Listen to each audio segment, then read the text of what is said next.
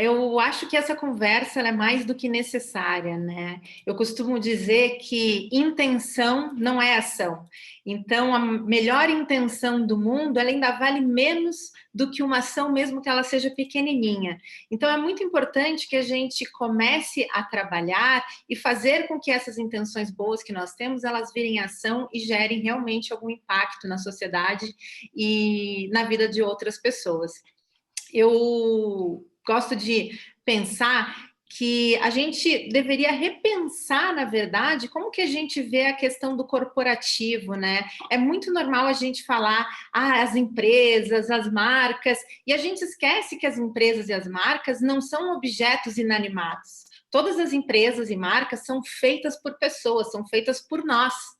Todos nós que trabalhamos dentro de uma empresa, dentro de um setor, a gente acaba desenvolvendo e acaba fazendo esse setor ser como ele é. Então, eu gosto de me autodenominar uma pessoa inquieta, uma pessoa que está inconformada, porque eu acho que essa inquietude e esse inconformismo que a gente tem com o que a gente vive, principalmente no setor corporativo e como funcionam essas relações, é que faz com que a gente dê um passo à frente e vá propondo novas inovações, né? Vá propondo coisas diferentes e deixando a vida no meio corporativo mais parecida com o que a gente imagina, com o que a gente sonha. Então, já faz um tempo que eu parei de pensar como que eu gostaria que fosse o futuro, como eu gostaria que fosse o mundo, e eu comecei a trabalhar no presente para que ele ficasse como eu gostaria agora. Então, dentro dos movimentos dos negócios de impacto, negócios sociais, que é o que eu trabalho diretamente, basicamente é isso, é trazer todo aquele propósito que normalmente a gente separa, né, da vida pessoal, vida profissional, que se falava muito lá atrás. A gente começou a se dar conta que é tudo uma coisa só, é a nossa vida. E a gente tem a nossa vida no nosso âmbito familiar, nos nossos relacionamentos de amizades, nas nossas causas e voluntariados, mas também no trabalho. Então, entre ganhar dinheiro e mudar o mundo, hoje a gente consegue ficar com os dois. E é nisso que os negócios de impacto acabam se baseando.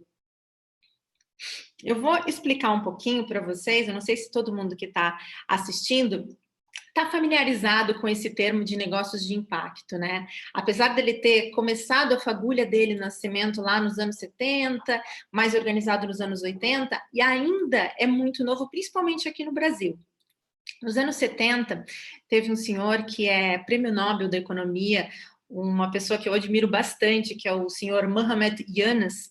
Ele estava muito incomodado com a pobreza e a desigualdade social que tinha em Bangladesh. Na época, ele era professor da Universidade de Dhaka e era uma coisa que ele se incomodava absurdamente. Como a pobreza e a falta de acesso ao básico impactava a vida daquelas pessoas na mesma cidade que ele. Ele, inconformado com aquilo, acabou propondo um experimento.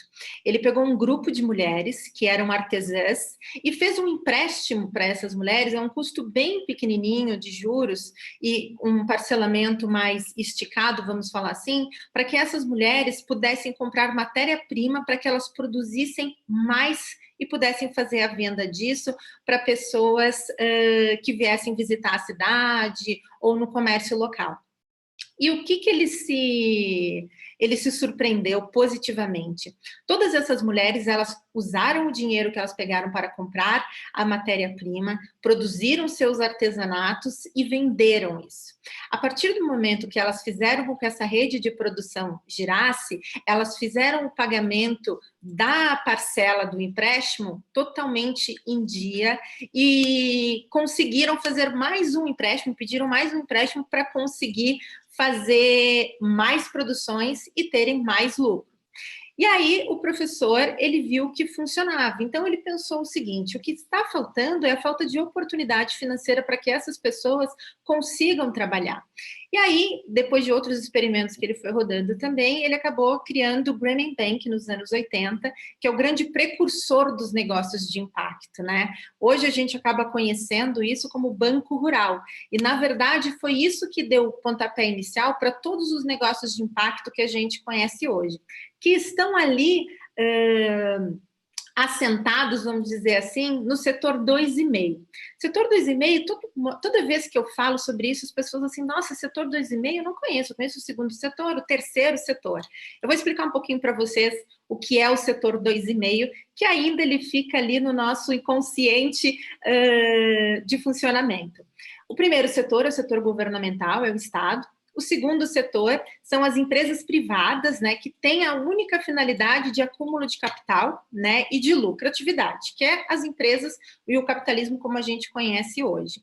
O terceiro setor estão as ONGs, as instituições sociais, os projetos que elas não visam lucro, mas elas visam fazer o quê? Prestar serviços para a sociedade no âmbito social, para reduzir as desigualdades.